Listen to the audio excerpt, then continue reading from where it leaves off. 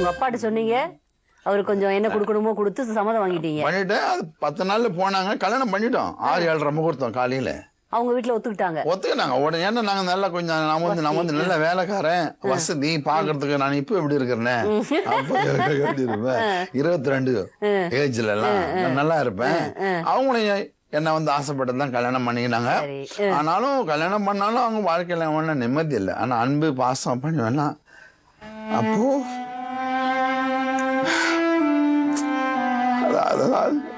தெரியாது. அதாவது மனைவி எப்படி வச்சுக்கணும், பிள்ளைங்களை எப்படி வச்சுக்கணுன்றது எனக்கு தெரியல. அப்போ அந்த தெரியாதனால அது எனக்கு தேவை. குடி குடிச்சா நல்லா அடிக்கணும், ஜெயிலுக்கு போனோம் வரணும். நண்பருங்க என்னை பார்த்து ரொம்ப பேர் என்ன பண்ணோம், போய் என்னை பார்த்து புகழணும். இதே மாதிரி தான் என்னுடைய லைஃப்ல. இது இல்லாம இந்த கானா பாட்டுக்கு இட்டுன்னு போயிடுவாங்க. அந்த கானா பாட்டு பாடும்போது ரொம்ப பேர் விரும்புவாங்க. ரொம்ப பேர் அது நல்லா கெஞ்சா கொடுப்பாங்க. எல்லாரும் போட்டு அடிச்சு அப்படியே சவுண்ட் விட்டோம்னா அவ்வளவுதான், ஒரு பாட்டு வரும்.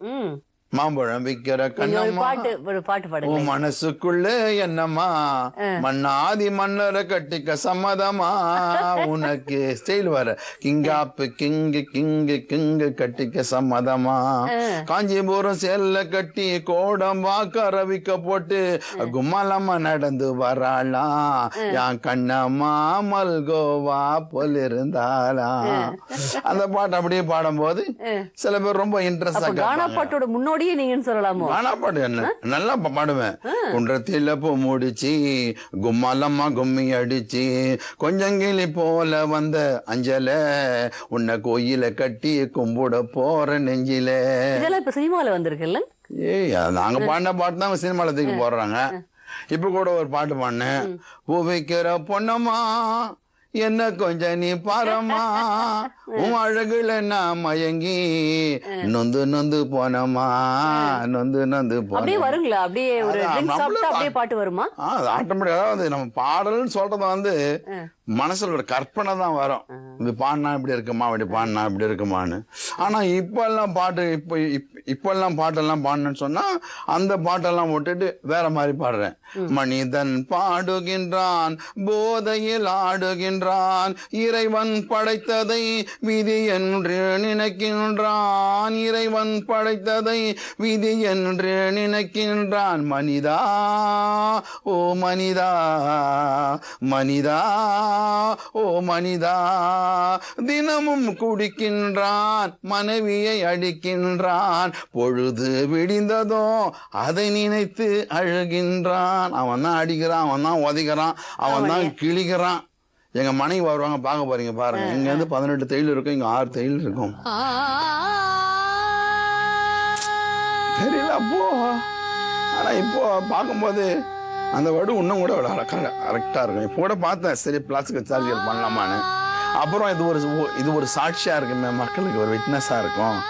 இது நான் பெருமைகள்லாம் சொல்லல, தெரியாது. அந்த மாதிரி என்னோட காத்து பவுண்டு 350 பவுண்டு வெயிட்டுங்க அப்படி இருக்கும். ஆனா அவங்க என்ன, ஆமா 350 பவுண்ட் வெயிட் அடிச்சா எலும்பு தெரியல இல்ல. இப்பதான் நம்மளுக்கு அன்பு பாசம் பணிவு. இப்போ புருஷர்கள் உங்களுடைய மனைவி மீது அன்பு கூறுங்கன்னு சொல்லுது.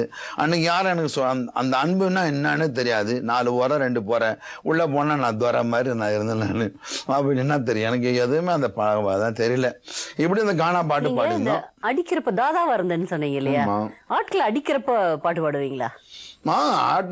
அடிக்கும் போது ஆட்டுக்கும் மாட்டுக்கும் பின்னால வாழு, இந்த அறிவு கட்ட பழனிக்கு உடம்பெல்லாம் வாழு, ஓ வாழு ஓ சாலு, என் பாட்டு கொஞ்சம் நீ கேளு. அதை இன்ட்ரெஸ்டா கேட்பாங்க. அப்படி சொல்லிவிட்டே போய் அடிச்சிருவீங்க. கேட்பாங்க. கேட்கும் போது அவங்களை கவனிப்பேன் நானு. எவ்வளவு அமௌண்ட் பாக்கெட்ல வச்சுக்கிறாங்க, ரிங்ஸ் என்ன போட்டுக்கிறாங்க, வாட்ச் என்ன வாட்ச் கட்டினுக்கிறாங்க, இல்ல ஒரிஜினல் வாட்சா இது டூப்ளிகேட் வாட்சா, எல்லாம் பார்க்கும் போது ஆனு பாப்பாம. அந்த பாட்டு பாடும் போதும் ஒன்னு பாடுவேன். சப்பி என்ன, சாரா என்ன, ஜிஞ்சர் என்ன, கலக்கல் என்ன, அப்படி பாட்டு பாடும் போது அவனை பிடிச்சி படம் அடிச்ச வேண்டியதுதான். தூக்கம் தான். அடுத்து தட்டி ஓட்டுனா ஊந்துடும். அந்த கால் இந்த சோத்து கால் இங்க பேசும். இங்க அடிச்சா நம்ம சாய்வான், பனைமரம் மாதிரி சாய்வான். கீழே வெட்டி விட்டா மரம் சாயும் போது இந்த முட்டியில போட்டு இந்த நெஞ்சில போச்சு ஒரு அழுத்த அப்படின்னுவான். அப்படின்னு சொல்லும் போது அவனுக்கு ஒண்ணுமே தெரியாது. அவனுங்க காலரை பிடிச்சி தூக்கி செயின் எல்லாம் உயிரோட இருப்பாங்களா? அதுதான் ஒரு இது வரைக்கும் நான் வந்து 302 மவுடர் கேஸ் 302 செக்ஷன் கொலை வழக்குன்னு சொல்லுவாங்க இந்தியா சட்டப்படி. ஆனா அதுல நான் போல. அதுதான் ஒண்ணு எனக்கு ஆண்டவர் செய்த ஒரு பெரிய கிஃப்ட். இவ்வளோ ஆசைப்பட்டு கல்யாணம் பண்ணிக்கிட்ட உங்க மனைவிக்கும் உங்களுக்குமான உறவு எப்படி இருந்தது? ஆசைப்பட்டு கல்யாணம் பண்ணிக்கணும். ஆனா அப்போ சந்தோஷம் சமாதானம் இல்லை. 3 குழந்தை. முதல்ல பாபு, 2வது பாரதி, 3வது வந்து பரணி. ஏன்னா பழனிக்குப்பா, பவானிக்குப்பா, பாபுக்குப்பா, பாரதிக்குப்பா, பரணிக்குப்பா. இப்போ பாஸ்டருக்கும்ப்பா, பாதாளத்துக்கும்ப்பா, பரலோகத்துக்கும்ப்பா, பாவத்துக்கும்ப்பா, பாதியில் வந்த கிறிஸ்தவனுக்கும் பா அப்படி பேர் வச்சோம். ஆனா இப்போ பாசமலர் போதுமா, படிக்காத மேதை, பாக பிரிவினை, பார்மகளை பார்த்தால் பசித்திரண்டு பீம் சிங் டைரக்டர் எடுத்த மாதிரி நான் எடுத்துன்னா நான் பரதேசம் தான் ஆனோம். ஆனா நம்ம லவ் பண்ணி கட்டின கண்டி ஒருத்தருக்கு உள்ள இந்த குழந்தை பேக்கணும் இந்த ஃப்ரெண்ட்ஸுமே தான். இந்த நண்பர்கள் வந்து என்ன சொல்லுவாங்க, நல்லா ஸ்மார்ட் ஆகுற, நல்லா நீ அடிச்சா நல்லா உழுறாங்க, நல்லா அடிச்சா நல்லா எழும இப்படி சொல்லும். அந்த இன்ட்ரெஸ்ட் போதையில என்ன பண்ணாம தெரியல. ஜெயிலுக்கு போனாலும் உள்ள போனாலும் சாப்பாடு, வெளியே வந்தாலும் சாப்பாடு. ஜெயிலில் ரொம்ப சந்தோஷமா இருக்கலாம். ஜெயில எல்லாம் கஷ்டம் எல்லாம் கிடையாது. நீங்க சொன்னா நாங்க ஏத்துக்கத்தான் வேணும். ஏன்னா நீங்க அவ்வளவு சீனியர், 60-64 போயிருக்கீங்க ஜெயிலுக்கு. அது இது ஜெயில பத்தி நான் உள்ள போனா பாத்தீங்கன்னாக்கா எனக்கு வந்து உள்ள வந்து கார்பெண்டர் செக்ஷன்ல போன ஃபோர்மேனு. அதாவது ஜெயிலுன்னு உள்ள போனா 2-3 நாள் தான் கஷ்டமா இருக்கும். அப்புறம் உள்ள போனா ஜாலியா அங்க ஒரு வாழ்க்கை. அங்க ஒரு வாழ்க்கைன்னா நல்லா அங்கேயும் காணப்படுதான், அங்கேயும் சந்தோஷம் தான். அங்க போனா திருந்த மாட்டோம். அங்க பிளான் போடுவோம். இது ஹாலு, இது கிச்சனு, இது பெட்ரூமு, இந்த இடத்துல டாக் இருக்கும், அந்த சுத்தி காம்பவுண்ட் இருக்குது, இங்க அப்படி போலாம் அப்படி போலாம், அப்படி பிளான் தான் வர மாட்டேன். வேற ஒன்னும் வராது. ஆனா எங்க லைஃப்ல என்ன கேட்டா ஒரு சேஞ்ச் ஆனது ஒரே ஒரு காரணம், எங்க மனைவி வந்து எங்கிட்ட ரொம்ப அழுது இருக்கிறாங்க. ஏன்னா எங்க மனைவி வந்து உயிரோடு இருக்கும்போது பாத்தீங்கன்னா ஒரு ரொம்ப சூன்யத்துல அவங்க சொல்லுவாங்க. என்னுடைய வந்து 5 மச்சானுங்க. 5 மச்சான்ல 2 பேரும் சூன்யத்துல சாவடிக்கப்பட்டாங்க. ஆனா சூன்யம் தெரியாது எங்களுக்கு. 2வது எங்க மனைவி சூன்யம் வைக்கும் போது ரொம்ப மெலிஞ்சிட்டாங்க. மெலியும் போது எனக்குள்ள என்ன கேட்டா நான் போதைக்காரன் நல்லா பண்ண சொல்லிட்டு என்ன பண்ணேன், இதே மனைவி என்ன பண்ணேன், 2 ட்ரிப் நான் என்ன பண்ணுவேன் வந்து சாப்பாட்டுல மயில் தூத்தத்தை கலந்து கொடுத்து இவங்களை வந்து சாப்பிடிச்சுட்டு வேற கல்யாணம் பண்ணலான்னு சொல்லிட்டு கூட ஒரு முடிவு எடுத்தேன். ஆனா அது எனக்கு அப்போ பார்த்தீங்கன்னா சாப்பிட போறாங்க, சாப்பாடு கலந்துட்டேன். சாப்பிட போகும்போது என் பொண்ணு சின்ன குழந்தை அழுகுது, அம்மான்னு அழும்போது நான் பார்த்தேன், நாளைக்கு இந்த குழந்தை யார் அம்மா என்ன பவானி அந்த சாப்பாடு சாப்பிடாத அப்படின்னேன். ஏன் நாங்கள் என்னை சாப்பிட கூட விட மாட்டேன். இல்லை எங்கள் மனைவி எல்லாரும் சாப்பிட போட்டு லாஸ்ட்லாம் சாப்பிடுவாங்க. இல்லை போனே அதில் பாயசம் வச்சுருக்கிறேன். இல்லை நீ விஷம்லாம் வைக்க மாட்டேன், அடிப்பேன், நான் வதிப்பேன். ஜமால ஒரு நம்பிக்கை, அந்த மாதிரி நீ செய்ய மாட்டேன், நல்லா தெரியும் எனக்கு. இல்லைப்பா நீ விஷம் வச்சுக்கிறவா, நீ சாப்பிடாத பாணின்னு சொன்ன கேட்காத வாயில போன அடிச்சிட்டோம். ஒரு அடி அடிச்சு சாப்பாடுறதுக்கு வெளியே போட்டதுமே அந்த வெளியே இருக்கிற டாக் அந்த நாய்ங்க அதை போன சாப்பிட்டு 1.5 நிமிஷத்துல செத்து போச்சு. அப்போதாங்க மனைவி எழுமி என்ன பண்ணாங்க, என்ன விட்டு நான் உனக்கு மனைவியா இருக்க நான் தகுதி இல்லாததான் அழுகு போச்சு. ஆனா அந்த 3 பிள்ளைங்களை நான் தாயா இருக்க நான் விரும்புறேன். எங்க அம்மா இறந்ததை ஒட்டி நாங்களாம் அநாதா விடப்பட்டோம். அதனோட கஷ்டம் எங்களுக்கு என்னன்னு எங்களுக்கு தான் தெரியும். சாப்பாடு கஷ்டம், வசதி கஷ்டம். அதனால என் பிள்ளைங்களுக்கு நான் தாயா இருக்கிறேன். அப்போ நான் பண்ணேன், இது மாதிரி செய்ய மாட்டேன், உனி குடிக்க மாட்டேன், இது மாதிரி நான் உன்னை சாவடிக்க மாட்டேன் சொன்னா ஓப்பனா சொன்னேன். அதுக்கப்புறம் எங்க மனைவி என்ன பண்ணாங்க, ஒரு இடம் ஒரு இன்னொன்னு ஒரு டிரான்ஸ்போர்ட் டிரைவர் ஒருத்தர் போட்டு அடிச்சிட்டேன் நான். அவர் அடிக்கும் போது தான் என்ன பண்ணாங்க, ரெக்கார்டு தேட ஆரம்பிச்சாங்க. எல்லாரும் ஃபைல் எடுத்து பாக்குறாங்க.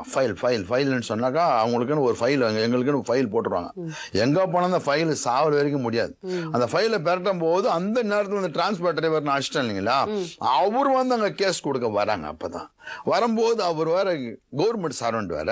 நான் அடி காது ஜவ்வா இருந்து போச்சு, காது கேட்கல. ஐயோ வரும்போது பார்த்தா யார் எனக்கு கேட்டா, மாதிரி பழனி சார், மாதிரி குப்பசாமி. ஓ அப்படியா, ஃபைல் தூக்கணும். ஃபைலை பார்த்தா என்ன இவ்வளோ செக்ஷன் வைக்குது, ஒண்ணுமா விட்டுக்கிறீங்க வெளியா, தூக்கின்னு வந்து இன்னைக்கு நைட்டு தூக்கின்னு வந்து போன்னுட்டாங்க.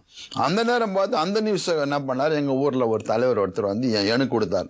நான் சொன்னேன், ஏன்னா விட்டனா என்னடா பண்ண, இல்லைண்ணா விட்டனா அதெல்லாம் ஒண்ணு இல்லடா, உன்னை இன்னைக்கு நைட்டுக்குள்ள புடிச்சிட்டு போட்டாங்க, மிஸ்ஸால போட்டாங்கன்னா பாதுகாப்பு சட்டப்படி எங்க வரணும், நீ ஜெயில தான் இருக்கணும், அவங்களாம் பார்த்து ரிலீஸ் பண்ணதான் வெளியே வரணுன்ட்டாங்க. எனக்கு ஒண்ணுமே புரியல. சரி என்ன பண்ண முடியும், நேரம் எங்க மனைவி கிட்ட வந்தேன். பவனி எல்லாம் சாமான்லாம் எடுத்துக்க போனி, நம்ம எஸ்கேப் ஆகி போகணும். எங்க மனைவி சொல்றேன், ஏன் நம்ம ஊருக்கு நம்ம ஊர்ல அந்த ஊர் இல்ல, என்னை வந்து போலீஸ் அண்ணன் தேடினுக்குதுமா, தயவுசெய்து நம்ம போயிடலாம், ஊரை விட்டு போய் கொஞ்ச நாள் இருந்துட்டு அப்புறம் வரலாம்னு சொல்லிட்டு ஊரா விட்டு ஒரு மீன் வண்டி ஒன்று திருடிங்கன்னு வரராஜா வந்து பாரு, வண்டியில் எனக்கு குந்திய பாரு பவானி, நான் ஓட்டுற ஓட்ட உனக்கு ரொம்ப பிடிக்கும், நான் உள்ள போட்ட மயக்கம் எனக்கு ரொம்ப பிடிக்கும்னு பாட்டு பாடிங்கன்னு வந்து சைதாப்பேட்டை வந்து வேளச்சேரி வந்தோம்.